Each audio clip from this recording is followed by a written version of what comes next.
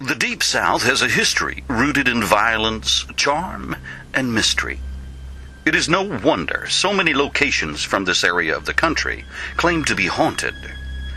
One such location, called the Myrtles Plantation in the small town of St. Francisville, Louisiana, goes as far as to claim that it is one of the most haunted homes in the entire country.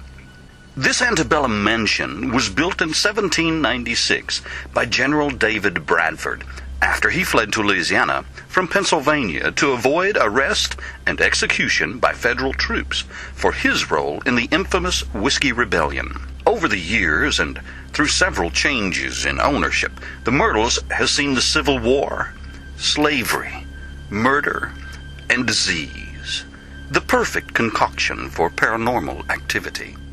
My name is Hester Eby. I've worked at the Myrtles for about 21 years. I'm director of tours here.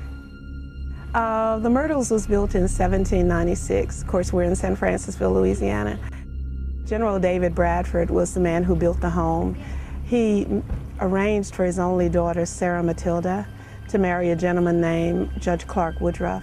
And Judge Woodruff changed the name. He changed it to the Myrtles because of his love for the crepe myrtle trees. And shortly after Judge Woodruff took over the home, one of the reasons we're so well known to be a haunted house is that Judge Woodruff took on a mistress who was one of his house servants. She was caught listening in on some of the family business, and of course eavesdropping was not allowed, and his punishment was to cut off her left ear. It left her so upset that she baked a birthday cake for his oldest daughter, used the juices from the oleander leaf in that cake. It let off a liquid similar to arsenic, killing the judge's wife, Sarah, and 2 of their children. And there are 3 of the ghosts, along with Chloe, that are said to live here and are still said to be seen and heard here.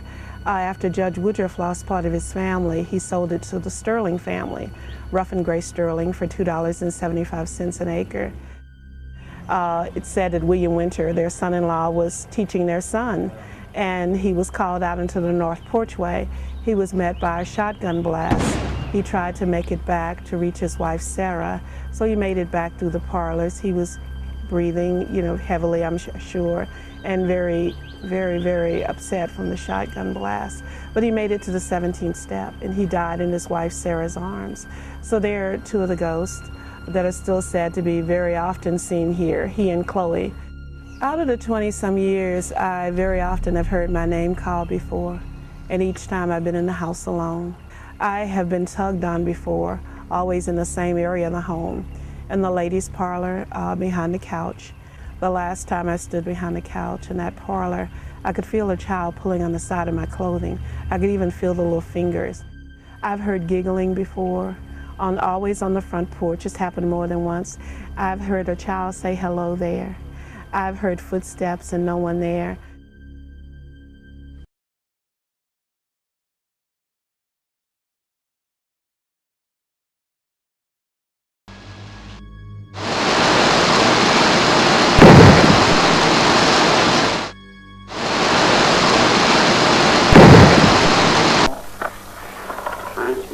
Great. Turn on.